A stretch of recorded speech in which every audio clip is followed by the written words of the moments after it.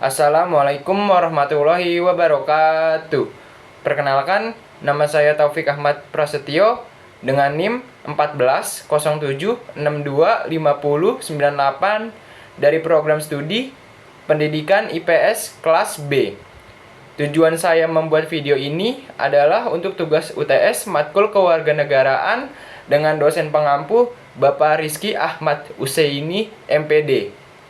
Di video ini, saya mau menjelaskan secara singkat tentang identitas nasional, integrasi sosial, negara dan konstitusi, serta hak dan kewajiban warga negara. Yang pertama, saya akan menjelaskan identitas nasional. Apa itu identitas nasional? Identitas nasional adalah jati diri bangsa yang berbeda dari negara lain. Contohnya seperti bahasa Indonesia, Pancasila, budaya, dan kebiasaan masyarakat. Jadi, identitas nasional itu menunjukkan ini adalah Indonesia. Yang kedua itu ada integrasi sosial. Integrasi sosial adalah kondisi di mana masyarakat bisa hidup rukun walaupun berbeda-beda, baik dari segi suku, agama, maupun budaya. Intinya, walaupun beragam, kita bisa tetap bersatu.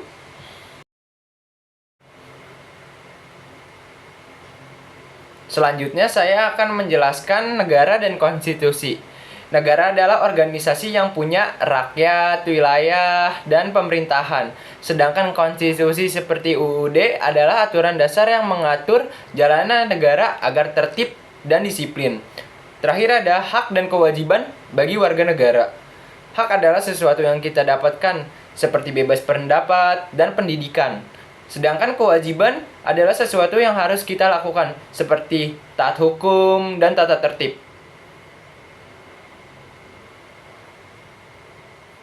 Nah, kali ini saya akan menjelaskan tentang hubungan identitas dan integrasi nasional dengan konstitusi serta hak dan kewajiban bagi warga negara. Identitas nasional sebagai jati diri bangsa dan integrasi nasional sebagai persatuan masyarakat itu tidak berdiri sendiri, tapi dijaga lewat konstitusi dan peran warga negara.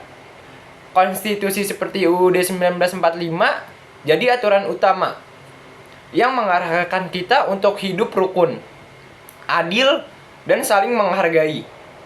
Lalu, kita punya hak seperti bebas berpendapat dan beragama yang membuat kita bisa mengekspresikan diri. Tapi kita juga punya kewajiban seperti taat hukum dan menjaga persatuan supaya kehidupan tetap tertib. Jadi kalau konstitusi dijalankan, hak digunakan dengan baik dan kewajiban dilakukan, maka persatuan akan tetap terjaga.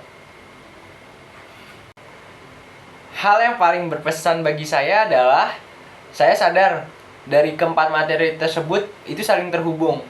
Identitas nasional, integrasi, konstitusi, serta hak dan kewajiban warga negara. Ternyata tidak berdiri sendiri, tapi saling mendukung. Yang paling mengubah cara pandang saya adalah hak dan kewajiban. Kenapa? Saya paham.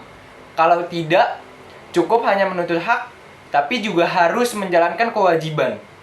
Karena kalau kewajiban dijalankan dengan baik, persatuan terjaga, dan hak lebih mudah terpenuhi. Intinya, kita harus menjaga bangsa itu bukan cuma tugas pemerintah, tapi tanggung jawab kita semua sebagai warga negara. Di kehidupan sekarang, contohnya terlihat di medsos, kayak Instagram, TikTok, atau lain-lainnya. Banyak orang bebas berpendapat, tapi kadang lupa sama tanggung jawabnya, seperti menyebarkan hoax dan berita-berita nggak jelas ya, yang bisa memicu konflik dan pertengkaran. Di sisi lain, saat ada bencana, masyarakat saling bantu tanpa melihat perbedaan. Ini menunjukkan kuatnya identitas bagi bangsa.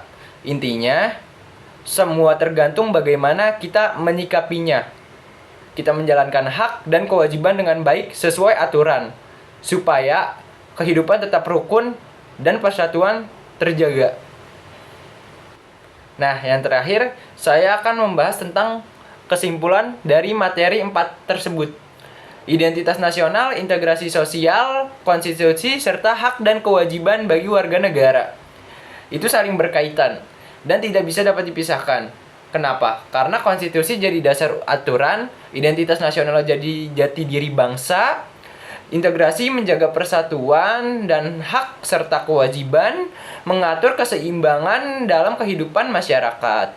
Kalau semuanya dijalankan dengan baik, maka kehidupan akan lebih rukun, tertib, dan persatuan bangsa jauh akan lebih tetap kuat.